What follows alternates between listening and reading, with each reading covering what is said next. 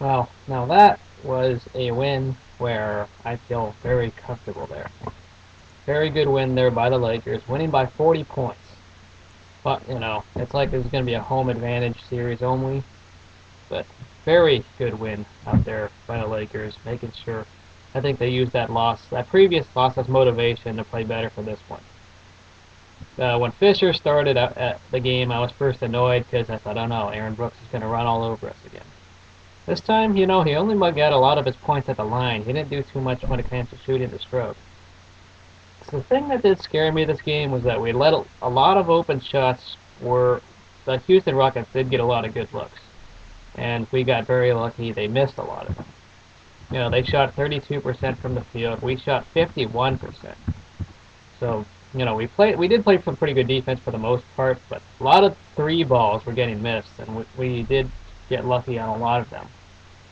It was good to see Bynum actually effective partially on the rebounds in the beginning, and he did make a few shots here and there, so I was happy to see Bynum effective. You don't have to score a lot, but definitely get those rebounds when it matters, so I was worried Odom wouldn't play much, but he did pretty well off the bench, and I've actually liked that.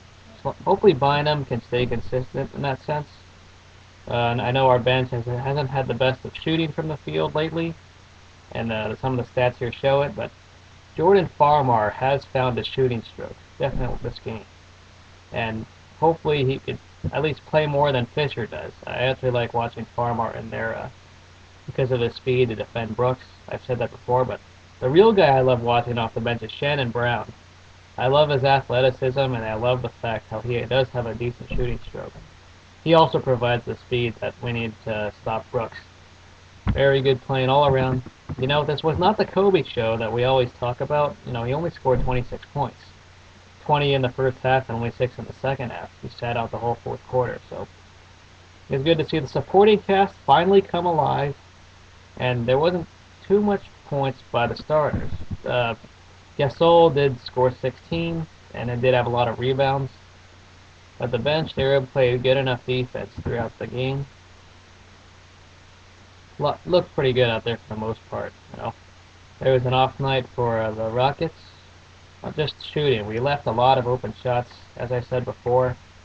I didn't exactly love that, so it wasn't completely pretty, but I did like how we played for the most part of this game. Now we have to move on to Game 6, which of course is in Houston. We cannot say this will be a cakewalk, okay? First off, we gotta never underestimate an opponent, no matter who you're playing, because nothing is a cupcake in the professional sports. So we cannot underestimate the Houston Rockets when we're going to play them in Houston in a couple days. It's going to be a war once again, and I don't want the Rockets to get off to an easy, fast-paced, slow-paced start where they can get their tempo, or else that's what set the tone for this game. In the first quarter we set the tone and we got the tempo, at least the speed of the game that we wanted it to be. We were able to score enough points. Didn't have the best defense, but enough where at least we were able to score more points than them, at least dominate offensively. It was good to see shots falling, and we weren't making too many stupid decisions. That was a good thing. I've in the past I've criticized the Lakers for making dumb decisions on shots. Well, this time they actually did the right thing for the most part. There were a few iffy things here and there. Now on to baseball. A few baseball updates here. The Oakland A's won big against the Royals. Zach Greinke does come in later. We're going to have to face him. It's going to be hard.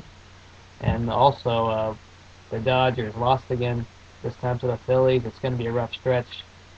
Let's hope that we don't start losing too much out there. And we need to actually learn how to play without Manny, because one man cannot change the show. This tests the good from the bad teams. Now, the Rockets have been undersized. Now we know what we need to do. We got to go down low and use, back to the Lakers, we got to use that to our advantage. Use Gasol, use Bynum. And Bynum's got to be a lot more consistent. Because if we use the two towers in there of Gasol and Bynum, and Bynum is effective, definitely we can win in Houston. But remember, they have the speed, And Rick Adelman has done a very good job in adjusting the roster and adjusting the system for the personnel that he has right now. We really need to pull out some kind of consistency down low because that is their weakness right now. Once again, go Lakers, and let's hope we can close out the series early. I'd love to close it out early, but I can't say it's guaranteed. So go Lakers, and we will see in a few days.